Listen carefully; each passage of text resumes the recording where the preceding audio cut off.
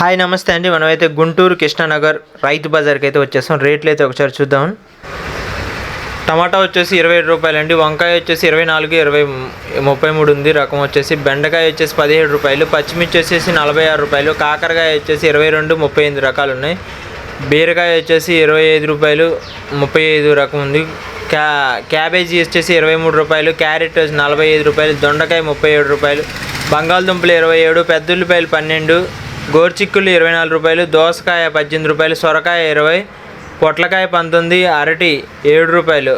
పెద్ద చిక్కుళ్ళు 45 రూపాయలు. చామ 22, మునగ 7 రూపాయలు ఉంది. 10 రూపాయల కాయలు ఉన్నాయి. పుదీనా 15, కొత్తిమీర 25 రూపాయలండి.